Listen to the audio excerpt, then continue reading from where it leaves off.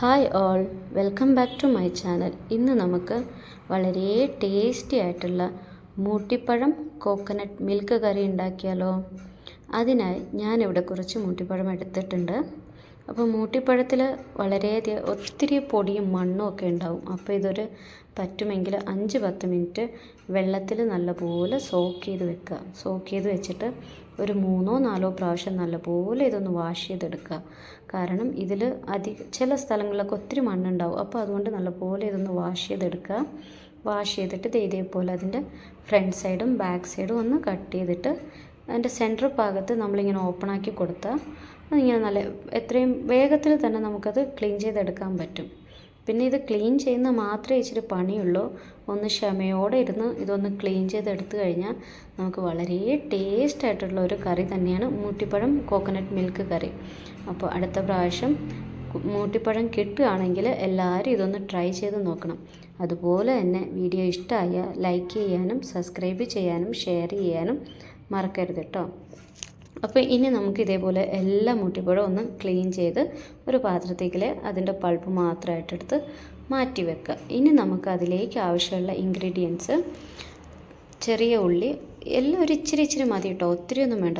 കുറച്ച് ചെറിയ ഉള്ളി, ഒരു 3 പച്ചമുളക്, ഒരു ചെറിയ കഷ്ണം ഇഞ്ചി, പിന്നെ ഒരു 4-5 ഇതൾ വെളുത്തുള്ളി, പിന്നെ കറിവേപ്പില, പിന്നെ ആവശ്യമുള്ളത് കോക്കനട്ട് മിൽക്കാണ്. ഇനി അതിലേക്ക് മസാലയായിട്ട് നമുക്ക് ആവശ്യമുള്ളത് മല്ലിപ്പൊടി, മുളക് പൊടി, മഞ്ഞൾപ്പൊടി, ഗരം മസാല, പിന്നെ ഇച്ചിരി പെപ്പർ പൗഡർ. ഇതാണ് നമുക്ക് ആവശ്യമുള്ളത്. ഇനി ഒരു പാനിലേക്ക് 2 ടേബിൾ സ്പൂൺ വെളിച്ചെണ്ണ ഒഴിച്ച് എണ്ണ ചൂടാകുമ്പോൾ ഇച്ചിരി കടുക് മസ്റ്റർഡ് സീഡും ഇട്ട് അതൊന്ന് പൊട്ടി വരുമ്പോൾ നമ്മൾ കട്ട് ചെയ്ത് വെച്ചിരിക്കുന്ന ഉള്ളിയും പച്ചമുളകും ഒക്കെ ഇട്ടൊന്ന് നല്ലപോലെ വാട്ടിയെടുക്കുക. അത് പെട്ടെന്ന് വാടി കിട്ടാൻ വേണ്ടിയിട്ട് നമുക്ക് ഒരിച്ചിരി ഉപ്പും കൂടെ ആഡ് ചെയ്യാം.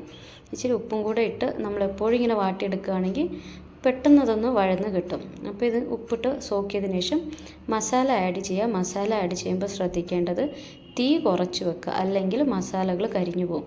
അപ്പോൾ തീ കുറച്ച് വെച്ചിട്ട് മസാല ആഡ് ചെയ്ത് പിന്നെ മസാല ഒന്ന് മൂത്തതിന് ശേഷം ടൊമാറ്റോ ആഡ് ചെയ്ത് ഇതുപോലെ ഒരു 2 മിനിറ്റ് മൂടി വെക്കുക. അപ്പോൾ ടൊമാറ്റോയൊക്കെ നല്ലപോലെ സോഫ്റ്റായിട്ടുണ്ടാവും.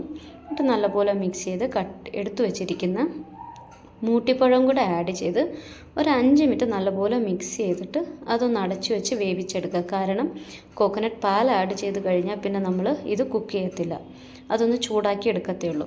അപ്പോൾ ഇതുപോലെ ഒന്ന് മൂടി വെച്ച് വേവിച്ചെടുക്കുക. നല്ല ചൂട് ചോറിൻ്റെ കൂടെ മൂട്ടിപ്പഴം കറിയും ഒരു കഷ്ണം വറുത്ത മീനും ഉണ്ടെങ്കിൽ നല്ല ടേസ്റ്റി ആയിട്ടുള്ളൊരു ഊണിൻ്റെ കറി നമുക്ക് തയ്യാറാക്കാൻ പറ്റും. അപ്പോൾ ഇതേപോലെ ഒന്ന് മിക്സ് ചെയ്തിട്ട് അതിൽ നിന്ന് തന്നെ ആവശ്യത്തിന് വെള്ളമൊക്കെ വരും കേട്ടോ. അപ്പോൾ നമുക്ക് എക്സ്ട്രാ ആഡ് ചെയ്യേണ്ട ആവശ്യമില്ല. എടുത്തു വെച്ചിരുന്ന കോക്കനട്ട് മിൽക്ക് കൂടെ ആഡ് ചെയ്യുക, ഒന്ന് മിക്സ് ചെയ്യുക. അവസാനം ഇച്ചിരി കുരുമുളകും ഉപ്പും കൂടെ ആഡ് ചെയ്ത് നമുക്കെടുത്ത് മാറ്റി വെക്കാം.